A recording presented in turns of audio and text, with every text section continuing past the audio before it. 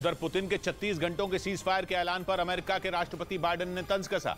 उन्होंने युद्ध विराम को मजाक उड़ाते हुए यह कह दिया कि पुतिन यूक्रेन के हमले से त्रस्त होकर अपने लिए बचने का रास्ता तलाश रहे हैं, क्योंकि पश्चिमी मीडिया का दावा है कि करीब 11 महीने से जारी इस जंग में पुतिन की सेना पूरी तरह पस्त हो चुकी है। नेटो देशों से मिले घातक हथियारों से यूक्रेन की सेना रूसी फौज को तगड़ी चोट पहुंचा रही है।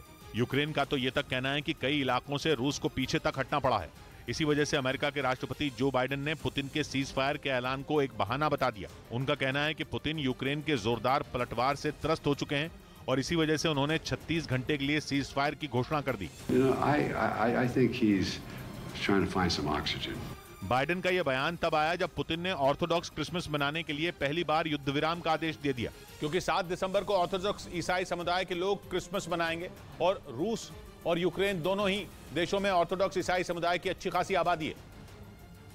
और इसी वजह से पुतिन ने 6 जनवरी की दोपहर 12 बजे से लेकर 7 जनवरी रात 12 बजे तक यानी 36 घंटे के लिए युद्ध विराम की घोषणा कर दी। माना जा रहा है कि पुतिन ने यह फैसला अपने आध्यात्मिक गुरु पैट्रियार्क किरिल के कहने पर लिया है, जो पुतिन के कट्टर समर्थक बताए जाते हैं। लेकिन यूक्रेन ने रूस के सीज फायर के ऐलान को पाखंड बता दिया। यूक्रेन के राष्ट्रपति जेलेंस्की के सलाहकार मिखाइलो पोतोलियाक ने यह दावा किया कि रूस जंग हारने के करीब पहुंच चुका है और इसीलिए पुतिन ने सोची समझी साजिश के तहत सीज फायर का ऐलान कर दिया, ताकि रूसी सेना को संभलने और पुतिन को अपनी ताकत जुटाने के लिए कुछ समय मिल जाए, क्योंकि यूक्रेन की सेना लगातार रूसी फौज पर जोरदार पलटवार कर रही है। यहां तक कि जेलेंस्की की फौज रूस के अंदर भी घुसकर पुतिन की सेना पर हमले कर रही है और यूक्रेन का दावा है कि उसकी सेना के प्रहार से पुतिन घबरा गए हैं। जेलेंस्की के सलाहकार मिखाइलो पोतोलियाक ने ट्वीट कर रूस पर यह आरोप लगाया कि पुतिन की सेना ने यूक्रेन में आम लोगों को निशाना बनाया, जबकि यूक्रेन की सेना ने सिर्फ रूसी सैनिकों को ढेर किया।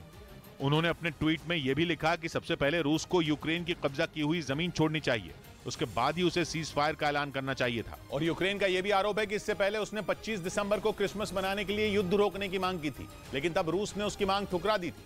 वहीं पश्चिमी मीडिया का दावा है कि रूस में पुतिन के खिलाफ गुस्सा बढ़ता जा रहा है और लोग पुतिन के खिलाफ आवाज उठाने लगे हैं।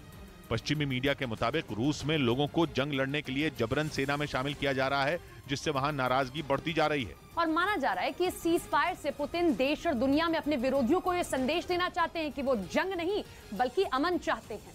इसीलिए उन्होंने अपनी तरफ से सीज फायर का ऐलान कर दिया। पश्चिमी मीडिया यह भी दावा कर रहा है कि पुतिन के इशारे पर ही ईसाई धर्मगुरु पैट्रियार्क किरिल ने युद्ध विराम की अपील की, ताकि पुतिन आगे ये साबित कर सकें कि उन्होंने जंग रोकने के लिए शांति की दिशा में कदम बढ़ाया था। इधर सीज फायर के दौरान युद्ध खत्म करने के लिए रूस और यूक्रेन के बीच बातचीत का मुद्दा उठा। यूक्रेन के राष्ट्रपति जेलेंस्की के सलाहकार ने यह सुझाव दिया कि इजरायल के प्रधानमंत्री बेंजामिन नेतन्याहू दोनों देशों के बीच वार्ताकार की भूमिका निभा सकते हैं, जबकि 2 दिन पहले ही पश्चिमी मीडिया ने इजरायल के पाला बदलने का दावा किया था। पश्चिमी मीडिया के मुताबिक जब से बेंजामिन नेतन्याहू की सरकार बनी है तभी से इजरायल का रुख बदलने लगा है, क्योंकि इजरायल के नए विदेश मंत्री एली कोहेन ने अपने भाषण में सार्वजनिक रूप से रूस की निंदा नहीं करने की बात कही थी, जिसे यूक्रेन के लिए एक बड़े झटके के रूप में देखा जा रहा था। लेकिन अब जेलेंस्की के सलाहकार मिखाइलो पोतोलियाक ने दावा किया कि सीज फायर के दौरान जंग रोकने के लिए इजरायल के प्रधानमंत्री बेंजामिन नेतन्याहू वार्ताकार की भूमिका निभा सकते हैं।